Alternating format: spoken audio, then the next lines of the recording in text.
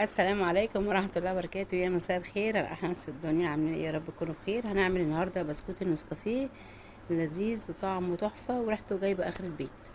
أول حاجة نسمي الله ونصلي على الرسول. ومعايا هنا المكونات. معايا 200 جرام من الزبدة الدايبة زي ما انتوا شايفين كده بدرجة حرارة المطبخ، 2 بيضة، 100 جرام من السكر البودرة، رشة ملح، معلقة كبيرة من البيكنج باودر، كيس فانيليا، وعندي 100 جرام من الزيت، معلقتين من نسكافيه اللي هو القهوة سريعة الذوبان زي ما انتوا شايفين كده. هجيب بقى طبق كده ونشوف هنعمل ايه مع بعض. انا هشتغل بايدي والعملية سهلة خالص، مفيش اي مشكلة. عايزة تستخدمي المضرب اللي هو الكهربائي تمام، عايزة تستخدمي الخلاط تمام برضو. الزبدة معاكي لينة وهتمشي معاكي في اي حاجة. انا هستخدم المضرب السلك خالص عشان اللي ما عندوش خلاط او عجان او مضرب كهربائي. هتستخدمي المضرب السلك زي ما انا هعمل كده بالظبط. هتضيفي الزبدة والزيت والقهوة سريعة الذوبان والبيض والفانيليا والسكر كله على بعض، ورشة الملح كمان عشان تدوب مع المكونات السائلة، عشان ما تبقاش طعمها باين في البسكوت. زي ما انت شايفه انا حطيت كل المواد اللي معايا كده، وهضيف برضو معلقتين النسكافيه، وهضيف السكر البودرة. تمام. هحط معلقتين ونص من النسكافيه قهوة السريع الدومين، انا بحب ريحته باينه قوي فبحط معلقتين ونص. تمام. هضيف برضو السكر البودرة بالشكل ده. بصوا المكونات سهله ازاي، بس انا هستخدم المضرب السلك دلوقتي، هيسهل عليا اكتر من كده. هضيف بس السكر عشان تبقى المكونات كلها مع بعضها. عايزه تحطي السكر البودرة على الزبدة تدي قوام كريمي، وبعد كده تضيفي بقية المكونات برضو مفيش مشكلة، بس عايزه ابسط لك الدنيا خالص، وعايزه اعرفك الطريقه دي اسهل حاجه ممكن تستخدمي فيها الخلاط. حطيت السكر البودر زي ما انت شايفه، والسكر ده انا طحناه في مطحنه الخلاط عادي.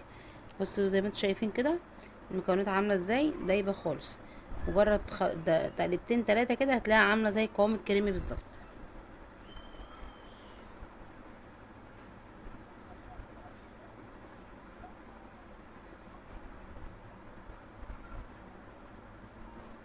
بصوا زي ما انتوا شايفين قوام كريمي خالص بايدي، ما خدش معايا وقت خالص. وبعد كده جبت الاسباتيلا كده عشان اجيب كل اللي في الجناب. هحط بقى معلقه النسكافيه معلقه سوري البيكنج باودر على الدقيق، وطبعا رشه الملح حطيناها على المواد التانية، المواد السائله. هقلب بقى طبعا الكميه دي على قد المواد اللي عندي. انا مش هضيف اي نقطه دقيق تاني. تمام. وطبعا انا مش عايزه العجينه تبقى متماسكه خالص، انا عايزاها تنزل من الكيس اللي هو بتاع الحلويات، اللي هو القمع بتاع الحلويات. بص زي ما انت شايفه العجينه خفيفه خالص وسهله، وهتنزل معاكي بكل سهوله زي عجينه ال البيتيفور بالظبط. تمام. بلاش بس تقلبي فيها كتير عشان البسكوت معاكي ما ينشفش. هجيب التب بتاع البيتيفور زي ما انتوا شايفين كده، وهعمل ابسط حاجه اللي هو شكل البيتيفور. ما عندكيش القمع ولا عندك التب ده، هتستخدمي ايديكي. هتجيبي قطعه عجين صغيره وهتبرميها على ايدك، وبعد كده تعمليها بالطول كده على شكل حبات القهوه. هتشوفي دلوقتي انا قصدي ايه. بصوا وحده البيتيفور عامله ازاي، تحفه متماسكه وشكلها حلو كده وعايزه اقول لك ريحته كانت جايبه اخر البيت، ريحه القهوه نفسها بتبقى تحفه. البسكوت ده يا جماعه لو قمت كده يعني كلتلك واحدتين الصبح كده هيظبطوا دماغك، لان ده طبعا معمول بالقهوه، فمش محتاجه ان انت تشربي قهوه الصبح. طبعا في الوقت ده انا مشغله الفرن ومهديه النار عليه كده على درجه حراره 180. وانا برص الصاج لازم تكون الفرن شغال يا جماعه، ما ينفعش ان انا اكون بعمل البسكوت والفرن مطفي. اول صاج بيخش على طول، ما ينفعش يقعد في الحر وبعد كده يطرد السمنه او الزبده اللي انا عاملاها. انا كده اول صاج في الفرن، وده تاني صاج زي ما انتوا شايفين كده. هبتدي بقى اشكل فيه زي ما انا عايزه. ما عنديش مثلا قمع زي ما قلت لكم، هعمل بالشكل التاني اللي انا قلت لكم عليه اللي هو مدور، وهقسمه كده بحاجه كده من النص، هيديني شكل حبات القهوه زي ما هوريه لكم دلوقتي. ما عندكيش ده، هتعملي برضو شكل تاني مدور وتقومي عاملاه بالشوكه من ورا من الوش كده، هيديكي شكل برضو منقوش شكله حلو. يعني البسكوت مش واقف على القمع بالظبط يعني.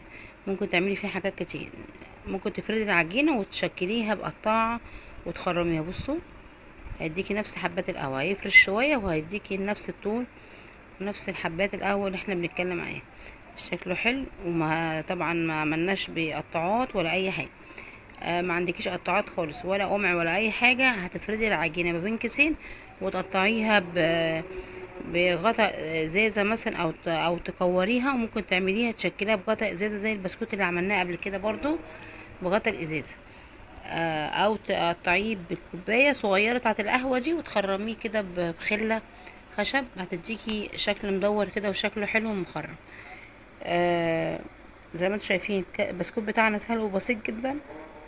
طبعا الشكل ده انا عاملاه بالشوكه، ودهنا الشوكه بالكاكاو علشان ما تلزقش معاه.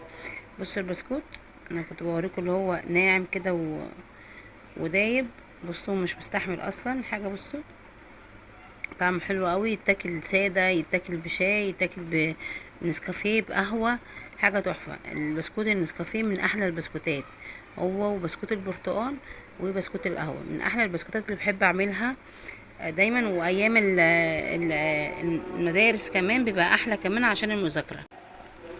بص نص كيلو دقيق عمل معايا كميه قد ايه. طبعا انا بحفظه كده في علبه محكمه الغلق. وطبعا لازم لازم لازم وانا عامله البسكوتات بالذات لازم كوبايه شاي بلبن يا جماعه، او شاي ساده او قهوه او نسكافيه طبعا، بس ده انا معمول بنسكافيه، فشاي ساده حلو قوي معاه.